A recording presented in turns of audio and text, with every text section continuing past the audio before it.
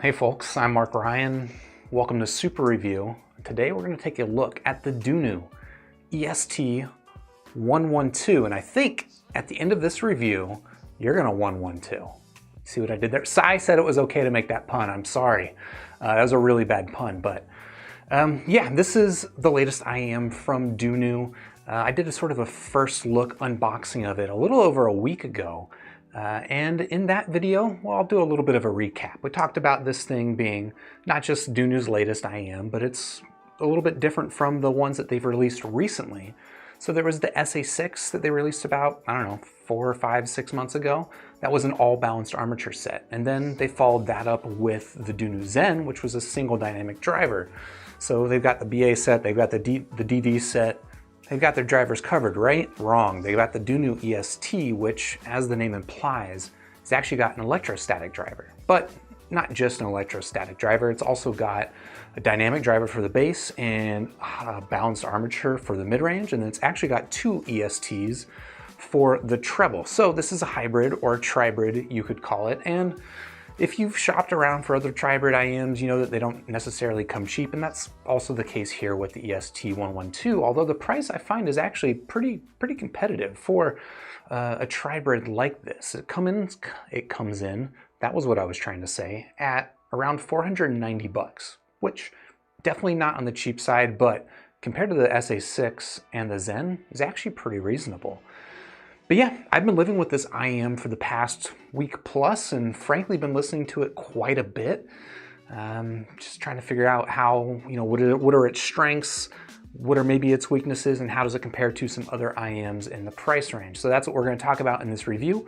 Like my other reviews, this is a live stream, so if you've got questions about the EST 112 that I don't get to in the review, leave those comments in the live chat, and at the end of the video, we'll have a little Q&A. And if you're watching now and it's not live, you're watching the VOD, I'm sorry that you missed out. That's fine. Just go ahead and subscribe to the channel, ding the YouTube bell, and then YouTube will let you know next time I'm live, and then we can chat. But for now, let's talk about the EST 112. And I still feel bad about that pun. I still feel really bad about that pun, but I'm also happy that I got it off my chest. All right, so let's start by just going over the things that you get inside the box of the EST 112. And this is a recap if you already saw the unboxing video, but just in case, you actually get quite a bit. This is a pretty good little package for, 490 bucks. Tips wise, they give you quite a few different tips. So you got 2 different styles of kind of Dunu's proprietary tips. They've got 1 set of foam tips here, and they also supply a full set, well, medium, small, and large of spin fit tips. And typically, I actually don't really love spin fit tips, but you'll notice that here on the EST, I've actually been using the spin fits. So they actually worked out really well for me, and we'll talk more about that when I talk about the fit and comfort. But what else you get inside the box? You get an airline adapter, you get a toothbrush of some sort, you get a, 3.5 to 6.3 millimeter adapter, and then you get this. Let's talk about Dunu's cable situation, right? Dunu makes, in my opinion, basically kind of the best cables out there. And at least, I don't know, they're some of my favorite cables for sure, and this is definitely one of them. But before we talk too much about the cable, we'll just talk about this little mechanism down here. So basically, a lot of IEMs will come with either a balanced cable or a 3.5 millimeter cable. And Dunu actually supplies this little setup that lets you swap between them. So with the same cable, you've got this mechanism where you can pull down on the sleeve, remove the termination, and then now I can magically turn this into a balanced 4.4 millimeter cable, which I think is pretty slick. Now, full disclosure, I pretty much only use 3.5 millimeter balanced almost all the time, so I didn't actually use this and I don't need this, but I know a lot of people do, and I think this is a pretty good solution. Talk a little bit more about this cable though. Apart from just the fact that it has a really cool termination, it's actually a really nice cable. Like it lays flat. It's not as thick and maybe, I guess, stiff as some of the other Dunu cables, which can be kind of a pro or a con. I don't mind the stiffness or the thickness of the other cables, but I also don't mind that this cable is a little bit on the thinner side. You can see that behavior is pretty much exemplary, and you can see that it winds up nice and tight. Let's go ahead and throw that together, and Sorry about that. Yeah, it's a really nice cable. And this is an MMCX cable. I know some of Dunu's are 2-pin. This one is MMCX. And that's about as much as I could say about the cable. There is a chin cinch on it, which is actually effective. It stays in place completely. In fact, I used it too. What else can we say? I didn't mention the other stuff that's in this box. I did jump ahead a little bit. You get a microfiber towel. Isn't that cool? And you also get Dunu's, I think, pretty excellent carrying case. This is one of my favorite carrying cases that comes with an IEM. All right, so now let's go ahead and talk about the business end of this IEM, which is, I guess, the IEMs themselves, the EST units, which, if you can't tell just by looking at it here in camera, this is a little bit of a chonky unit, but most of the chonk is in sort of the depth, not necessarily in terms of the width and the height. I was actually pretty concerned about this IEM in terms of fit, just based on the photographs that I had seen before. And even when I unboxed it and pulled it out and saw that it's kind of a chunky guy, you know, I had some concerns about how well it would fit my ears. But I gotta say, I'm generally really pretty happy with the fit, and I'll demonstrate the fit in a little bit of detail in a second. But I guess while we're here looking at the IEM, we can talk about the aesthetics. And I think it's a pretty nice looking IEM. It's not necessarily my favorite aesthetic of an IEM, and maybe, I don't know, I feel like this is me being really picky about something that doesn't matter, but I feel like this little stem sticking out of the top of the unit kind of detracts from the aesthetic just a little bit. Like, just imagine that little bit of the stem wasn't there. I feel like it would look a little bit sleeker. But it is a nice construction. It's all metal shell. You do have this sort of like vent on the outside that I don't think I recall any like sound or anything coming out of that. Maybe it's just an aesthetic thing. Maybe it's there for acoustics. I don't know. But generally pretty happy with the aesthetic. And then I'll demonstrate the fit of the EST112. And like I mentioned, I was concerned about the fit. I was concerned about how large these IEMs are. We're on camera. But when it came to actually wearing it, I think you can see inside my ear, that's actually not a bad fit. You can see maybe that they stick out slightly, but even then, really not as much as I was concerned about at all. The only real issue that I had with the fit on this IEM was that the depth of it did prevent it from seating super securely inside my ears when I was using medium-sized tips. Because I initially started here with like the Dunu. I think I tried the gray ones just because they look cool. But I ended up going with the spin fits because of a couple of reasons. One, I like the smaller size of it. It lets it just fit a little bit deeper into my ear. And then the other thing is that spin fits kind of inherently, at least this version of a spin fit, it seems to stick out a little bit further. So it kind of elongates the stem just a little bit so that the inside of, well, I don't want to say the inside of my ear canal, but basically the entrance of my ear canal ends up gripping onto this pretty well. And I found that security-wise, this thing actually ended up being pretty excellent. So for an IEM that I was, a little bit concerned about the size, not only did the size not become an issue for me, in fact, I would say this is one of my favorite IEMs to wear, honestly. So I guess that is as much as I wanted to talk about the build. Let me check my notes and make sure I'm not missing anything, but that's about it. So that'll lead us into talking about the sound of the EST112, and I'll just start by kind of giving you like a high-level sound signature description, and then we'll get into the qualitative stuff. But yeah, I think sound signature-wise, the EST112 I would classify as kind of a mild V-shaped signature. And what that just means is that there's some emphasis in the treble, specifically in the lower treble here, as well as some emphasis in the bass, and I think it goes sub-bass and mid-bass have some emphasis to them. But I'd call it a mild V rather than just like a full-blown V, because it's not that extreme. Like, the contrast that they're creating with the tuning here is not that sharp, and I don't think that it really comes at the expense of the mid-range. The mid-range is a little bit on the contrasty side, yes, but it doesn't come to the point where the vocals or tonality starts to sound metallic or off in any sense. So that's generally how I would describe the tonality of this IEM. But what do I actually think about it? And as you'll see based on the title of this video, spoiler, I do quite like this Dunu. In fact, I would say of the 3 Dunus that I've listened to recently, so the SA6, the Zen, and the EST, I would say this is my favorite of those 3. Now, it's not necessarily, I'm not gonna say like objectively the best of those 3, because I think there's gonna be some reasons to like the other ones, and we'll get into that stuff, but just overall, I find the EST112, the tuning is really a good balance of fun and natural enough.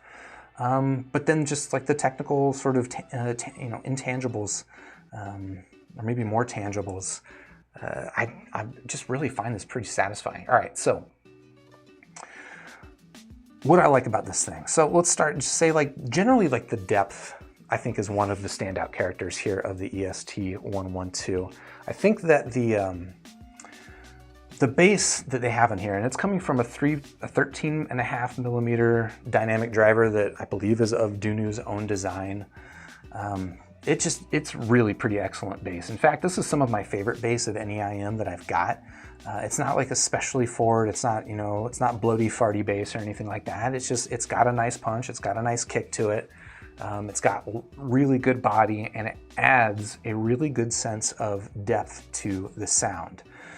The mid-range, I believe, is all handled by one single Knowles balanced armature. And I don't know that I would say it's necessarily the most detailed or resolving mid-range, but I think it's pretty solid, generally fast. The fact that there is some bass emphasis, it's not bloating out and kind of smearing up the mid-range at all. It is very, very clean sounding, kind of just across the sound signature. And then the high frequency stuff, the treble stuff, which is handled by the ESTs, and I'm not sure exactly at which frequency the ESTs kick in, but I can say that the general kind of the tuning, like I mentioned, there's a little bit of emphasis in the lower treble, but it never really comes across as harsh. In fact, I would say that the treble on this, and whether or not this is a thing, an artifact of ESTs in particular, or if this is just down to some other, aspect of the implementation here, I found that the treble on this, despite having some emphasis in that lower mid-range, is actually just really, it's just always smooth. It never is out of sorts. It never feels harsh. Tracks that might have sibilance in them, I felt like the EST112 does it really, really well with them. Yeah, it might not be the most detailed in the treble sense, and we'll talk again about some comparisons with other IEMs that might do a little bit better in terms just of raw detail. But in terms of just a really good balance of tonality, a really good sense of depth and 3D effect, a really just satisfying kind of all across the frequency response. And it's just a set that really does, I think, quite well with a lot of music. I talked a little bit about that depth. Just really good layering. It's kind of got a richness to the tonality, nice dynamic range. I feel that, tracks that have like some reverb in them, they work really, really well on this set. I don't know if it's something to do with that depth. It just gives it a really nice room feel, like a couple of examples if you're interested in checking them out. Basically everything that the band Cigarettes After Sex does has a little bit of reverb in it, and I think it just sounds super, super satisfying here on the EST. And then a track, an individual track you can check out by the band Men I Trust. They have a song called Break for Lovers where the vocals just has like a really nice, satisfying reverb to it. I think it just comes across really, really well in this set. I think that bass hits have a nice body, very satisfying follow through, and even pretty decent slam. It's a pretty physical sounding IEM just in general. Maybe not as physical as something like the Dunu Zen, but it is generally a very physical sounding IEM. Yeah, I don't know. I guess that's about as much in terms of just the general what I love about this thing. I'll also call it this one thing.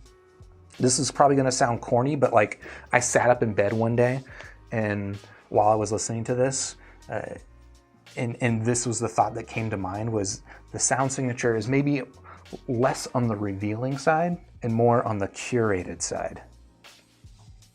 think about it. That doesn't mean anything, but that was a thing that I wrote in my half sleep. Anyway, let's talk about some comparisons. So I don't actually have the SA6 on hand right now. I've got it on loan to a friend, but you can imagine the Dunu SA6 is sitting right here. I've spent a lot of time with the SA6. I can give you some comparisons. So a big difference between the EST and the SA6 is first and foremost going to come across in the tonality. I think that the SA6 is a more neutral sounding IEM. And I think that mid-range and treble resolution especially are going to stand out on the SA6, whereas here, resolution is not necessarily its strength. I think it does well enough, but I think that that's a standout aspect on the SA6. And then just the general tuning of the mid-range and the treble on the SA6 is really pretty phenomenal.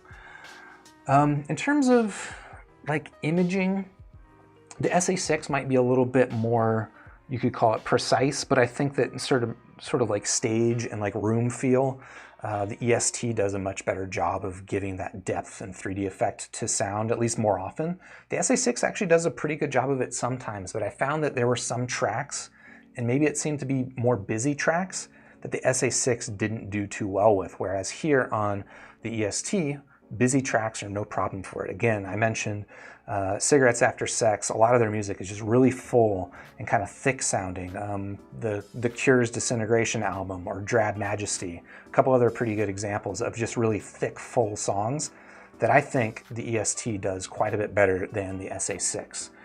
And I think a lot of it honestly comes down to the bass presentation, which is just, mwah. It is, the bass on the EST is really just pretty phenomenal.